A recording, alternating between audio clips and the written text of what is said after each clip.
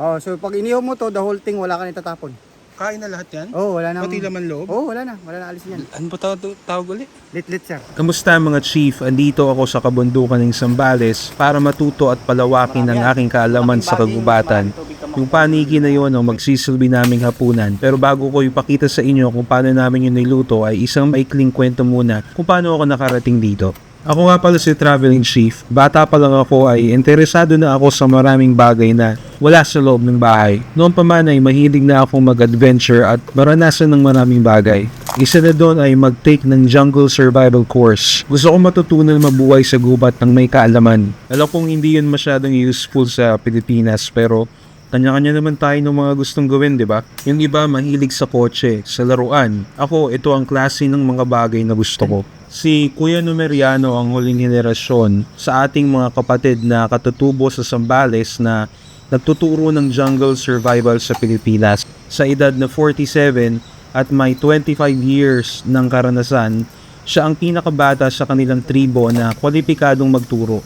Sa ngayon, wala pang naisumunod sa kanyang yapak para magturo ng jungle survival. Yan, so nakaabang na siya sir, marami sila. Ilan? So hindi lang siya isa. Isa group sila of 10. Depende sir. Nangangagat po yan? Oo, nangagat to sir. Nangagat siya. Sir, hawak mo. Saan po? Sa likod lang.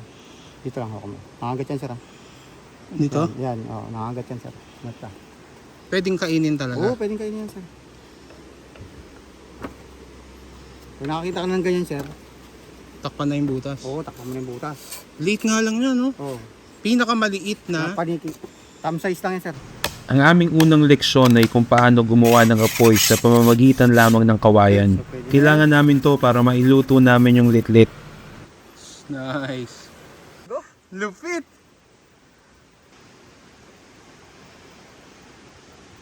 Yun! Nice!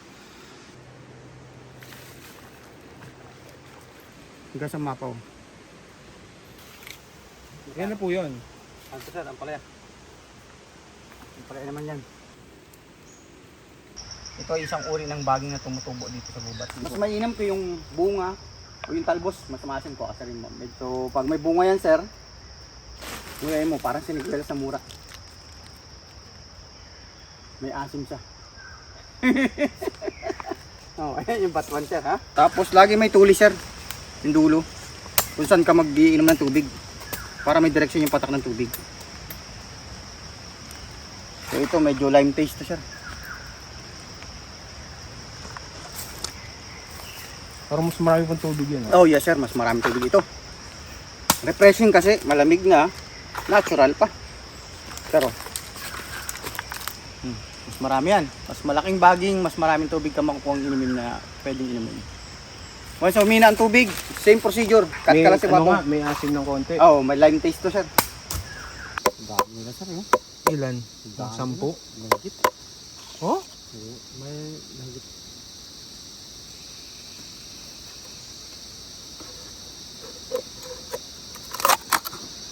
Lumipad na yan? Ayan sir, andyan na.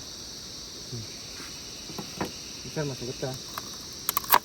Ay, dami nga. Oo. Ayan sir. Kamay mo sir, masugot ka.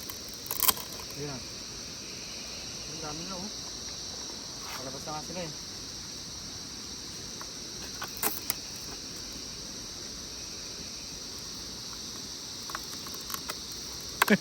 Lumipad sa kabila. Dahil sila. Come on sir. Ay, nulog. Huh? Oh, wow. Ba't na sila sa sahig? Napagod ata sir. Okay sir. Ito mo. Ang galing na na. Ayan sir, pati pa rin man sila. Lumipad na. Mga nahilo lang sila sa ano? O yun o. Nag-traffic muna din sa kawayan. Paano pa? Tumigas na siya ha. Kasi napausukan na sila magdamag.